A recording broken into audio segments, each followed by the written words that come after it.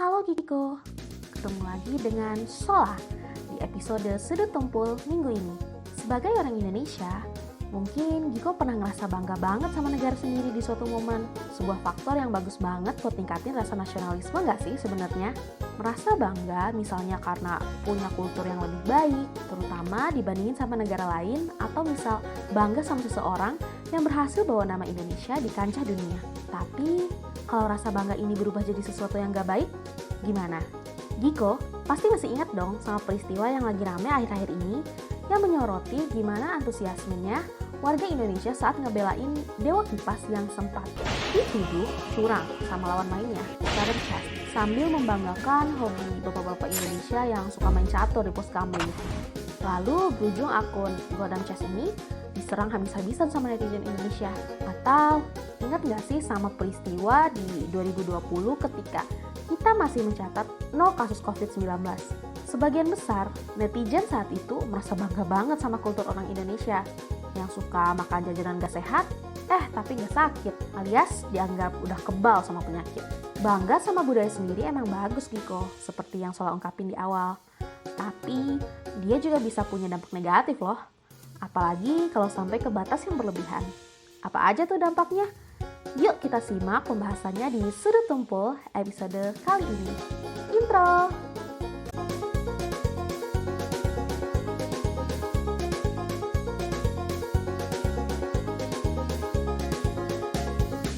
Pertama, mari kita bahas dulu definisi soal kebudayaan. Kalau dengar kata budaya, biasanya banyak orang berpikiran sama sesuatu yang sifatnya tradisional dan berhubungan sama seni. Misalnya tari-tarian, alat musik, pakaian, arsitektur, dan sejenisnya. Padahal, kata budaya sendiri sebenarnya punya makna yang luas banget loh. Menurut antropolog Indonesia, Kunchoro-Ningrat, kebudayaan adalah segala hal yang dijadikan milik manusia melalui proses belajar. Apa aja sih? Banyak banget dong. Karena hampir semua yang kita lakukan itu didapat dari proses belajar. Mulai dari sesuatu yang simpel kayak cara makan, sampai yang rumit kayak etika atau pandangan hidup. Dalam pengertian yang lain, budaya adalah segala hasil karya, cipta, dan rasa dari manusia. Antropolog asal Amerika, J.J. Honeyman, mengkategorikan kebudayaan jadi 3 bentuk, yaitu budaya dalam wujud perilaku atau aktivitas, pemikiran atau ide, dan benda atau artefak. Ketika kita bandingin soal kebudayaan sendiri sama kebudayaan lain, sangat mungkin buat terjadi bias pada penilaian kita. Bias ini disebut etnosentrisme. Singkatnya, etnosentrisme adalah melihat budaya lain dari sudut pandang budaya kita sendiri. Sama halnya kayak waktu kita adu nasib sama orang lain, alias menilai orang dari sudut pandang kita. Ini bisa jadi masalah, karena ketika budaya kita yang dijadikan sebagai standar, artinya dalam menilai baik dan buruk pun juga didasarkan atas apa yang baik dan yang buruk menurut kita. Misalnya, budaya A bilang kalau bicara pelan dan lemah lembut adalah tanda kesopanan. Sedangkan budaya B menganggap kalau dalam berbicara harus tegas dan jelas, biar maksud bisa tersampaikan. Ketika orang dari budaya A ketemu orang dari budaya B, pasti bakal terjadi perbedaan dalam cara mereka mengobrol, karena masing-masing memegang nilai yang berbeda. Kalau orang dari budaya A bersikap etnosentris, dia bakal bilang orang dari budaya B itu orang yang gak sopan, dan bisa berkesimpulan kalau budaya A itu lebih superior dari budaya B karena lebih menjunjung nilai kesopanan.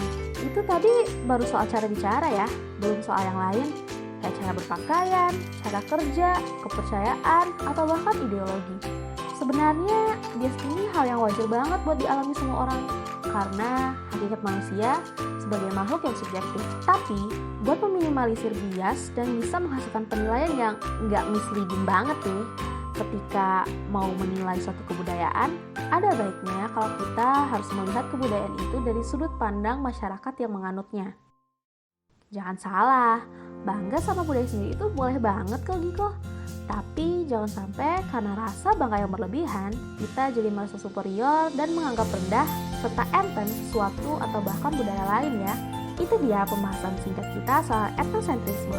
Kalian punya pertanyaan lain, pendapat, atau mungkin sanggahan? Tulis di kolom komentar ya. Jangan lupa subscribe channel ini buat dapetin info menarik lainnya. Thanks for watching and see you on the next video. Bye-bye!